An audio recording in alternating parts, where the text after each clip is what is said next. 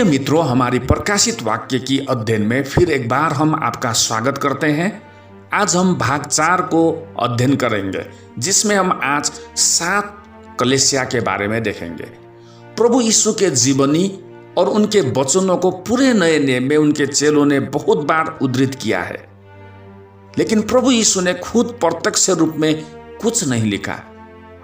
परंतु क्या आप ये जानते हैं, जो एकमात्र बात यीशु ने प्रत्यक्ष रूप में लिखी थी अथवा दी थी, वो बात प्रकाशित वाक्य की 7 कलीसियाओं को उसने 7 पत्र के रूप में दी थी, जो यूहन्ना के द्वारा उन 7 कलीसियाओं को दिया गया था।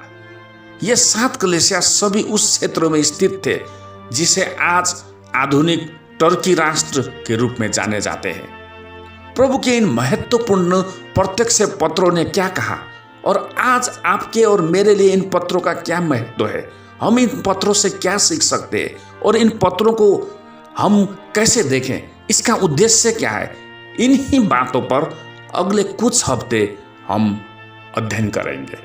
तो आइए मित्रों, आगे बढ़ने से पहले मैं आपसे विनम्र अनुरोध करता हूं, अगर आपने अभी तक हमारे एंड टाइम हिंदी चैनल को सब्सक्राइब नहीं किए हैं तो नीचे दिए गए लाल सब्सक्राइब बटन को जरूर दबाएं और साथ में एक बेल आइकन भी दिखाई देगा, उसको भी दबाएं। ऐसा करने से हमारे जितने भी नए वीडियोज हैं उसके नोटिफिकेशन सबसे पहले आप तक पहुंचेगी। और मित्रों, ये बिल्कुल फ्री है और हमारे वीडियोज को लाइक करें और कमेंट्स भी लिखें, इससे हमें बहुत उत्साह मिलेगी। तो आइए शुरू करते हैं।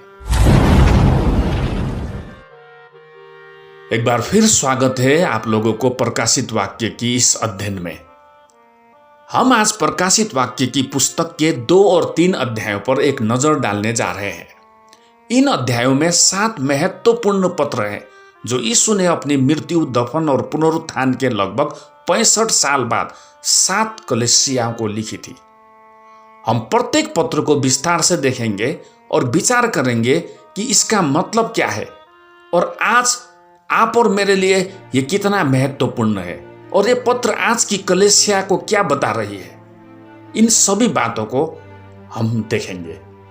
आइए मेरे साथ प्रकाशित वाक्य को निकालें। प्रकाशित वाक्य अध्याय 1, 10 और 11वीं आयत। यहां पर इस तरह से लिखा है, मैं प्रभु के दिन आत्मा में आ गया और अपने पीछे तुरही का सा बड़ा शब्द यह कहते सुना कि जो कुछ तू देखता है उसे पुस्तक में लिखकर 7 कलीसियाओं के पास भेज दे। यहां पर यूहन्ना ने हमें बहुत कुछ रोचक बातें बताई है। जब हम 10 आयत में देखते हैं, यूहन्ना यह कहता है कि मैं प्रभु के दिन आत्मा में आ गया। यहां पर प्रभु का दिन जो है, मुझे नहीं लगता कि यूहन्ना प्रभु के दिन इसका मतलब रविवार अथवा संडे का जिक्र कर रहा है। बाइबल में हम बहुत बार भविष्य वक्ताओं ने और नए नियम के लेखकों ने भी प्रभु का दिन के बारे में लिखी है। मलाकी अध्याय 4, 5वां आयत इस तरह से कहता है, देखो यहोवा के उस बड़े और भयानक दिन के आने से पहले मैं तुम्हारे पास एलिया नबी को भेजूंगा। यशाया 13वीं अध्याय 6 आयत, हाय हाय करो क्योंकि यहोवा का दिन समीप है, वो सर्वशक्तिमान की ओर से मानव सत्यानाश करने के लिए आता है। दूसरा पत्रस 3 अध्याय 10वां आयत, परंतु प्रभु का दिन चोर की नाई आ जाएगा, उस दिन आकाश बड़ी हड़हड़ाहट के शब्द से जाता रहेगा और तत्व बहुत ही तप्त होकर पिघल जाएंगे और पृथ्वी और उस पर के काम जल जाएंगे। पहला थिस्सलुनीकियों अध्याय 5 आयत 2, क्योंकि तुम आप ठीक जानते हो कि जैसा रात को चोर आता है वैसे ही प्रभु का दिन आने वाला है। हम इन पुराने नियम और नए नियम के सब आयतों में प्रभु का दिन के बारे में लिखा हुआ पाते हैं, जो कि रविवार को नहीं दिखाता। ये सारी आयतें प्रभु के दिन का मतलब अंत समय को दिखा रही है। प्रभु का दिन, ये कथन अंत समय के लिए एक शब्द था जो प्रभु के दासों ने बाइबल में प्रयोग में लाया। इसलिए मुझे विश्वास है कि यूहन्ना हमें बता रहा है कि आत्मा में उसे प्रभु के दिन अथवा अंत समय में भेजा गया उस दर्शन में और अंत समय की कलीसिया पर क्या क्या होगी, कैसे कैसे घटनाएं होंगे, इसके बारे में पूर्वावलोकन मसीह यीशु के द्वारा यूहन्ना को दिया गया। जब ये पत्र लिखी गई थी तब यूहन्ना लगभग 95 वर्ष का था। वो जीवित रहने वाला एकमात्र प्रेरित था तब समय पर। जैसे ही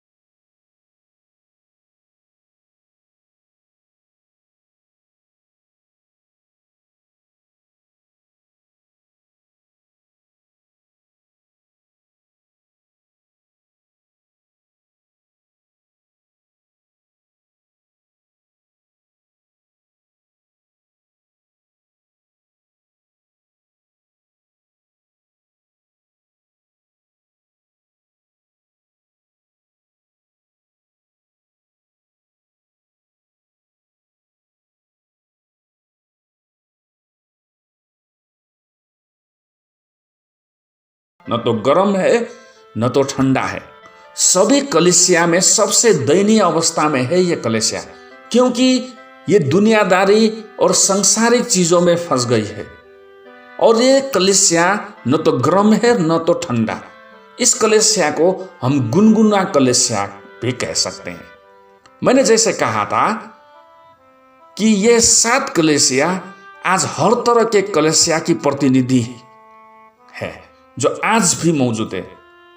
आप अपने कलीसिया को कोई ना कोई तरीके से, किसी न किसी तरीके से इन 7 कलीसियाओं में से एक कलीसिया में पाएंगे, या इन 7 कलीसियाओं का मिश्रण में पाएंगे आप अपनी कलीसिया को।